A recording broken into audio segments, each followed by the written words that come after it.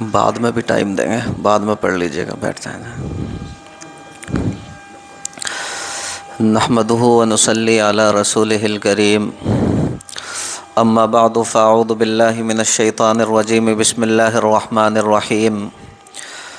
وَلَن تَسْتَطِيعُوا أَن تَعْدِلُوا بَيْنَ النِّسَاءِ وَلَوْ حَرَصْتُمْ فَلَا تَمِيلُوا كُلَّ الْمَيْلِ فَتَذَرُوهَا كَالْمُعَلَّقَةِ وَإِن تُصْلِحُوا وَتَتَّقُوا فَإِنَّ اللَّهَ كَانَ غَفُورًا رَحِيمًا۔ آمنت باللہ صدق اللہ مولانا العظیم وصدق رسولہ النبی الکریم ونحن علی ذلک من الشاہدین والشاکرین والحمد للہ رب العالمین۔ میرے محترم بزرگوں، بھائیوں اور دوستوں، پچھلے ہفتے میں نے آپ کے سامنے نبی کریم سرور دو عالم صلی اللہ علیہ وسلم کی سیرت طیبہ کو بنیاد بنا کر بیوی کے حقوق سے متعلق کچھ باتیں رکھی تھی۔ آج بھی دیکھیں اسی عنوان کو بنیاد بنا کر میں بیوی کے حقوق سے متعلق اپنے اکابر سے سیکھی گئی کچھ اور باتیں آپ کی خدمت میں رکھوں گا۔ بس آپ اللہ رب العزت سے دعا فرما دیں کہ صحیح صحیح باتیں میری زبان سے کہلوا دے اور ہم سبھی کے لیے ان باتوں کو کارآمد اور نفع بخش بنا دے۔ دیکھیں، پچھلے ہفتے میں نے آپ کے سامنے یہ بات رکھی تھی کہ نبی کریم سرور دو عالم صلی اللہ علیہ وسلم کی بعثت سے پہلے عورت کو ایک ایسی مخلوق سمجھا جاتا تھا جو گویا انسانیت سے بالکل خارج ہے۔ عورت کے ساتھ بھیڑ بکریوں جیسا سلوک کیا جاتا۔ لوگ عورت کو انسانیت کے حقوق تک دینے کو تیار نہیں ہوتے تھے۔ یوں سمجھا جاتا تھا جیسے اپنے گھروں کے اندر بھیڑ بکریاں پال لیتے ہیں، بالکل اسی طرح گھروں کے اندر لا کر عورت کو بٹھا دیا۔ سلوک کے اعتبار سے دونوں کے درمیان کوئی فرق نہیں تھا۔ پہلی مرتبہ سرکار دو عالم صلی اللہ علیہ وسلم نے اس دنیا کو جو آسمانی ہدایات سے بے خبر تھی، عورت کے اور خواتین کے حقوق کا احساس دلایا۔ آپ صلی اللہ علیہ وسلم کو خواتین کے حقوق کی نگہداشت اور ان کے ساتھ حسن سلوک کے بارے میں اس درجہ اہتمام تھا، اس قدر اہتمام تھا کہ بے شمار احادیث کے اندر آپ صلی اللہ علیہ وسلم نے اس کی تشریح اور وضاحت فرمائی۔ چنانچہ دیکھیں، بخاری شریف کے اندر حدیث ہے، ابو ہریرہ رضی اللہ تعالی عنہ فرماتے ہیں کہ نبی اکرم صلی اللہ علیہ وسلم نے ارشاد فرمایا، آپ نے فرمایا استوصوا بالنساء خیرا، کہ میں تمہیں عورتوں کے بارے میں خیر کی اور بھلائی کی وصیت کرتا ہوں۔ دیکھیں، یہاں آگے بڑھنے سے پہلے ایک چھوٹا سا مضمون میں آپ کے سامنے واضح کر دوں۔ آپ میرے پیارے بھائیوں اگر قرآن مقدس کو دیکھیں گے، اگر آپ قرآن مقدس کے اندر غور کریں گے تو آپ کو پتہ چلے گا کہ عام طور سے قرآن مقدس موٹے موٹے اصول بیان کرتا ہے، تفصیلات اور جزئیات کے اندر نہیں جاتا۔ یہاں تک کہ دیکھیں، نماز جیسا اہم رکن جو دین کا اہم ستون ہے اور جس کے بارے میں قرآن مقدس میں تقریباً 70 سے زیادہ مقامات پر حکم دیا گیا کہ نماز قائم کرو، نماز قائم کرو۔ لیکن نماز کا طریقہ کیا ہوتا ہے، نماز کس طرح پڑھی جاتی ہے، نماز کی رکعتیں کتنی ہوتی ہیں، کن چیزوں سے نماز ٹوٹتی ہے اور کن چیزوں سے نہیں ٹوٹتی، یہ تفصیلات میرے پیارے بھائیوں قرآن مقدس نے بیان نہیں کی۔ بلکہ آپ صلی اللہ علیہ وسلم کی تعلیمات پر چھوڑ دیا، اور آپ صلی اللہ علیہ وسلم نے اپنی سنت سے ان تعلیمات کو بیان فرمایا۔ اسی طرح دیکھیں قرآن مقدس کے اندر زکوٰۃ کے بارے میں بھی کم و بیش اتنی ہی مرتبہ حکم آیا، لیکن زکوٰۃ کا نصاب کیا ہوتا ہے، زکوٰۃ کس کے اوپر فرض ہوتی ہے، اور کن کن لوگوں کو دینی چاہیے، کتنی مقدار میں دینی چاہیے، یہ ساری تفصیلات میرے پیارے بھائیوں قرآن مقدس نے بیان نہیں کی، بلکہ نبی اکرم صلی اللہ علیہ وسلم کی تعلیمات پر چھوڑ دی۔ آپ صلی اللہ علیہ وسلم نے اپنی تعلیمات سے بیان فرمایا۔ تو پتہ چلا کہ قرآن مقدس جو ہے وہ موٹے موٹے اصول بیان کرتا ہے، عام طور سے تفصیلات اور جزئیات کے اندر نہیں جاتا۔ لیکن دیکھیں مرد اور عورت کے تعلقات، یا پھر کہیے کہ مرد اور عورت کے خاندانی تعلقات، ایک ایسی چیز ہے کہ قرآن مقدس نے اس کے نازک سے نازک اور جزوی مسائل کو بھی صراحت کے ساتھ بیان فرمایا، اس کی ایک ایک بات کو کھول کر بیان فرمایا، اور پھر بعد میں نبی اکرم صلی اللہ علیہ وسلم نے اس کی تشریح فرمائی۔ کیوں؟ دیکھیں وجہ اس کی یہ ہے کہ مرد اور عورت کے جو تعلقات ہیں، یا پھر کہیں کہ انسان کی جو گھریلو زندگی ہے، یہ پوری تہذیب کی بنیاد ہوتی ہے، اس پر پورے تہذیب و تمدن کی ایک عمارت کھڑی ہوتی۔ مان لیجئے اگر مرد و عورت، یا پھر کہیے کہ اگر شوہر بیوی آپس میں میرے پیارے بھائیوں پیار محبت سے رہ رہے ہیں، ان کے تعلقات استوار ہیں، مضبوط ہیں، ان کے تعلقات خوشگوار ہیں، اچھے ہیں، وہ آپس میں ایک دوسرے کے حقوق ادا کر رہے ہیں، تو پھر میرے پیارے بھائیوں اس سے گھر کا نظام درست ہوتا ہے۔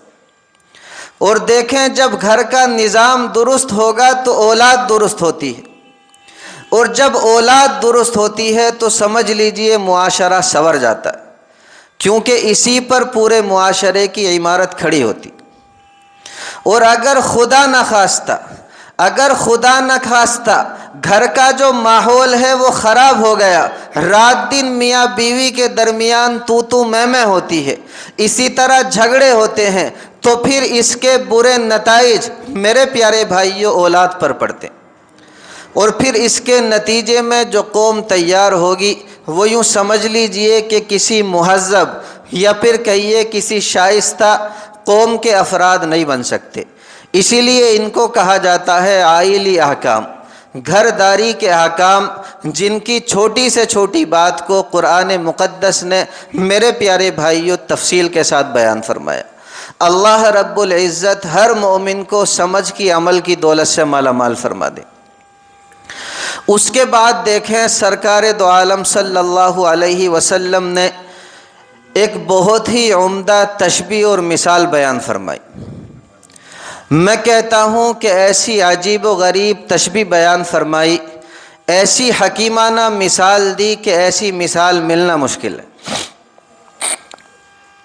آپ صلی اللہ علیہ وسلم نے ارشاد فرمایا فَإِنَّهُنَّ خُلِقْنَ مِنْ ضِلَاعٍ، کہ عورت جو ہے وہ پسلی سے پیدا کی گئی ہے۔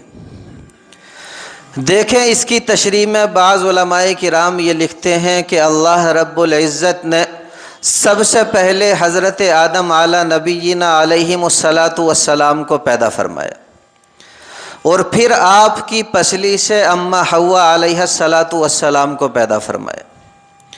اور بعض لوگوں نے میرے پیارے بھائیوں اس کی ایک دوسری تشریح کی، وہ فرماتے ہیں کہ سرکار دو عالم صلی اللہ علیہ وسلم خواتین کی تشبیہ بیان کرتے ہوئے یا پھر کہیے کہ عورت کی تشبیہ بیان کرتے ہوئے فرماتے ہیں کہ عورت کی مثال جو ہے وہ پسلی کی سی ہے۔ یعنی دیکھیں جس طرح پسلی دیکھنے کے اندر ٹیڑھی معلوم ہوتی، لیکن پسلی کا جو حسن ہے، پسلی کی جو خوبصورتی ہے، پسلی کی جو خوبی ہے وہ ٹیڑھے پن کے اندر ہی ہے۔ اگر کوئی بندہ یہ چاہے کہ پسلی ٹیڑھی ہے میں اس کو سیدھا کر دوں، چنانچہ جب بھی وہ اسے سیدھا کرنے کی کوشش کرے گا تو میرے پیارے بھائیوں وہ پسلی سیدھی تو نہیں ہوگی، ہاں البتہ ٹوٹ جائے گی۔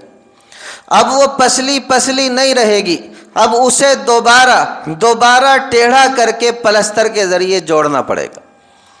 اسی لیے نبی اکرم صلی اللہ علیہ وسلم ارشاد فرماتے ہیں، آپ نے فرمایا فَإِن ذَهَبْتَ تُقِيمُهُ كَسَرْتَهُ، کہ اگر آپ اس کو سیدھا کرنا چاہیں کسی پسلی کو تو وہ سیدھا تو نہیں ہوگی، ٹوٹ جائے گی۔ اور فرمایا وَإِن تَرَكْتَهُ لَمْ يَزَلْ أَعْوَجَ، اگر آپ اسے چھوڑے رکھیں تو اس کا ٹیڑھا پن جو ہے وہ برقرار رہے گا۔ مطلب یہ ہے کہ اگر آپ اس سے فائدہ اٹھانا چاہیں تو اس کے ٹیڑھے پن کے باوجود ہی فائدہ اٹھائیں۔ تو دیکھیں یہ حکیمانہ تشبیہ میرے پیارے حبیب سرکار دو عالم صلی اللہ علیہ وسلم نے بیان فرمائی کہ عورت جو ہے وہ ٹیڑھی پسلی سے پیدا کی گئی ہے۔ اگر آپ چاہیں کہ بھائی اسے سیدھی کر دیں تو میرے پیارے بھائیوں وہ سیدھی تو نہیں ہوگی، ٹوٹ جائے گی۔ ہاں اگر فائدہ اٹھانا چاہیں تو پھر اس کے ٹیڑھ پن ہونے کے باوجود ہی اس سے فائدہ اٹھائیں۔ اللہ رب العزت سمجھ کی عمل کی دولت سے مالا مال فرما دے۔ دیکھیں ایک جملہ یاد رکھیں، اللہ رب العزت نے مرد کو بعض اوصاف دے کر کے پیدا فرمایا، اسی طرح عورت کو بھی بعض اوصاف اور خصلتیں اور عادتیں دے کر کے پیدا فرمایا۔ دونوں کی فطرت اور سرشت کے اندر اللہ رب العزت نے فرق رکھا۔ سرشت کہتے ہیں عادت کو، خصلت کو، جبلت کو۔ تو دیکھیں سرشت کے اندر فرق ہونے کے اعتبار سے مرد یہ چاہتا ہے کہ عورت جو ہے وہ میرے مزاج کے خلاف، اسی طرح مرد عورت کے بارے میں یہ سوچتا ہے کہ عورت جو ہے میری فطرت کے خلاف ہے، عورت جو ہے وہ میری طبیعت کے خلاف ہے۔ حالانکہ میرے پیارے بھائیوں عورت کا تمہاری طبیعت کے خلاف ہونا یہ اس کے اندر کوئی عیب کی بات نہیں۔ یاد رکھیں یہ اس کی فطرت کا تقاضا ہے، اس کی فطرت ہی یہ ہے کہ اس کے اندر ٹیڑھ پن ہو۔ جیسے مثال کے طور پہ ہمارا کوئی بھائی پسلی کے بارے میں یہ کہنے لگے کہ پسلی کے اندر جو ٹیڑھ پن ہے وہ پسلی کے اندر عیب ہے، تو ظاہر سی بات ہے وہ پسلی کے اندر کوئی عیب کی بات نہیں، بلکہ یہ تو پسلی کا حسن ہے، خوبی ہے۔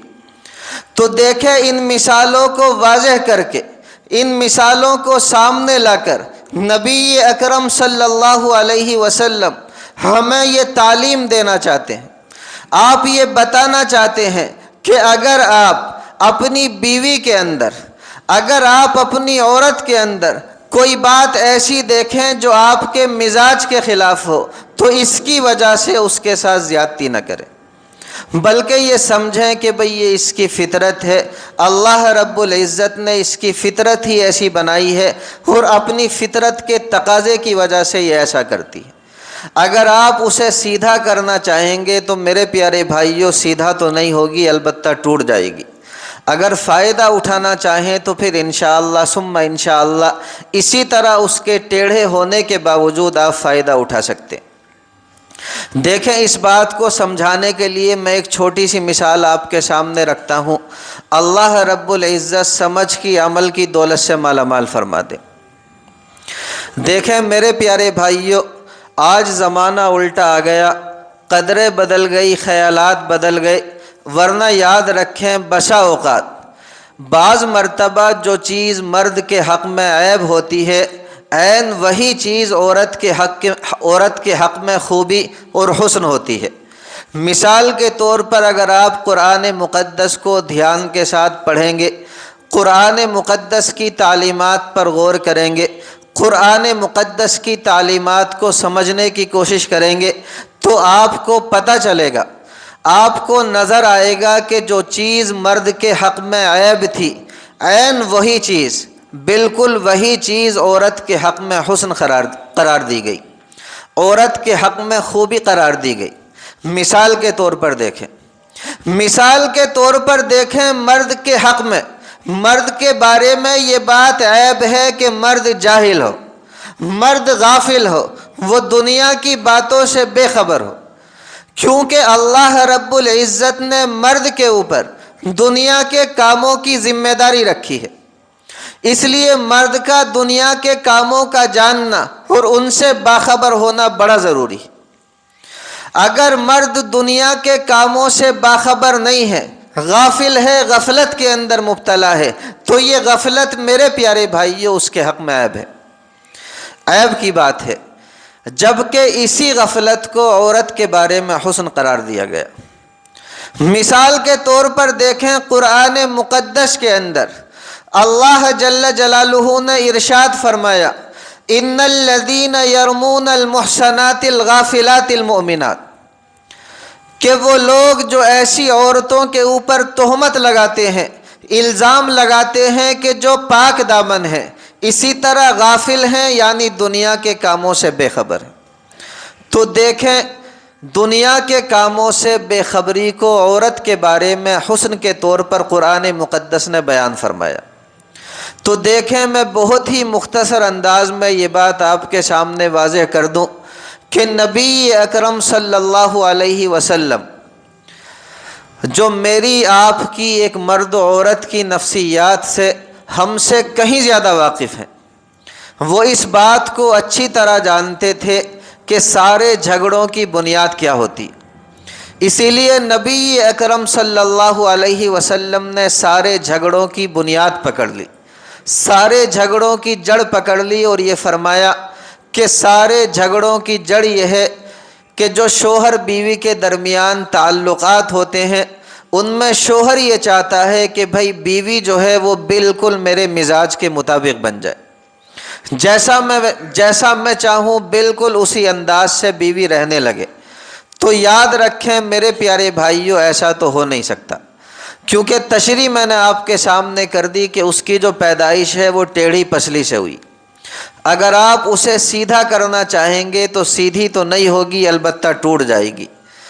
ہاں، اگر آپ اس سے فائدہ اٹھانا چاہیں تو اس کے ٹیڑھے ہونے کے باوجود ہی آپ فائدہ اٹھا سکتے ہیں۔ یہ کچھ باتیں آج میں نے آپ کے سامنے رکھی، آنے والے ہفتے انشاءاللہ ثم انشاءاللہ اور بھی تفصیل کے ساتھ یہ باتیں آپ کے سامنے رکھی جائیں گی۔ اللہ رب العزت مجھ سمیت ہر مومن کو کہنے سننے سے زیادہ عمل کی توفیق، عمل کی دولت سے مالا مال فرما دے۔ وما علینا الا البلاغ۔ بھائی جنہوں نے سنت نہیں پڑھی وہ سنت پڑھ لیں۔